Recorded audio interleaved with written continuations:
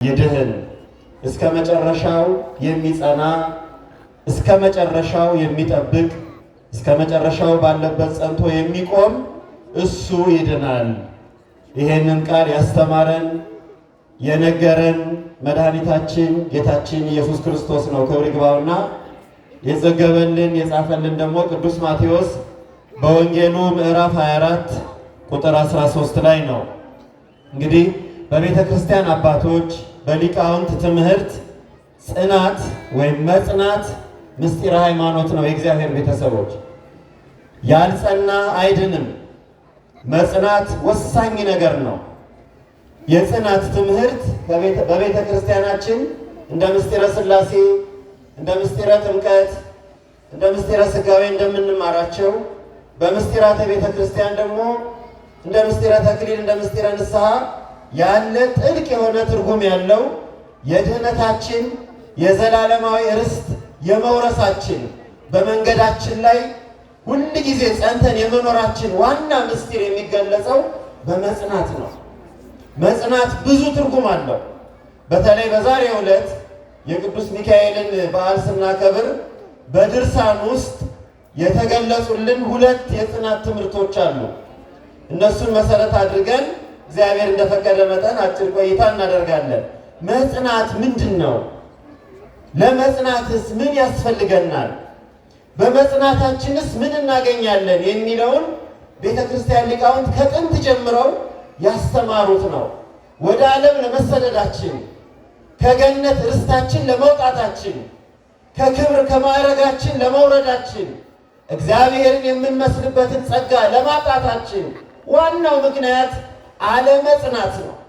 አዳም በተሰጠው ጸጋ፣ በተሰጠው ትእዛዝ፣ በተሰጠው ክብር፣ በተሰጠው ርስት፣ በተሰጠው መልክና ሀብት አለመጽናቱ ከገነት ለመባረር ምክንያት ሆኗል።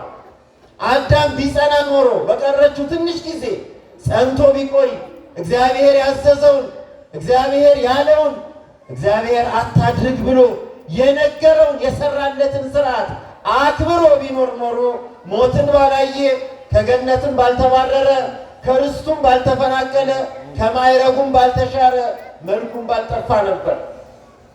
ዲያብሎስም የመጀመሪያ ስሙ ሉሲፈር ሳጥናኤል በነበረው ክብር ጸንቶ ቢቆይ ኖሮ እመቀ መቃት ባልወረደ፣ ባልታሰረ፣ መልኩ ባልጠቆረ፣ ክብሩ ባልተሻረ፣ ከእውቀት ባልጎደለ ነበር። መጽናት ትልቅ ነገር ነው።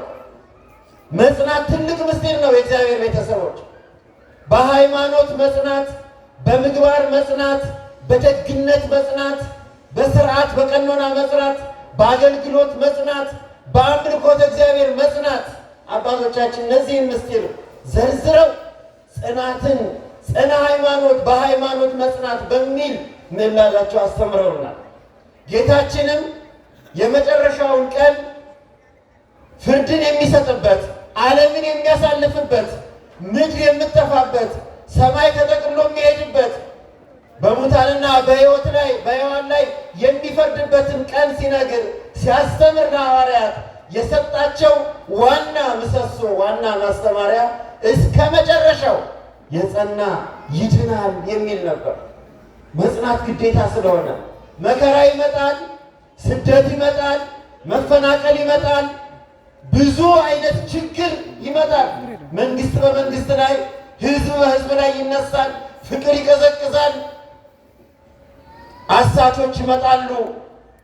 እኔ ክርስቶስ ነኝ የሚል ሐሳዊ መሲህ ይመጣል።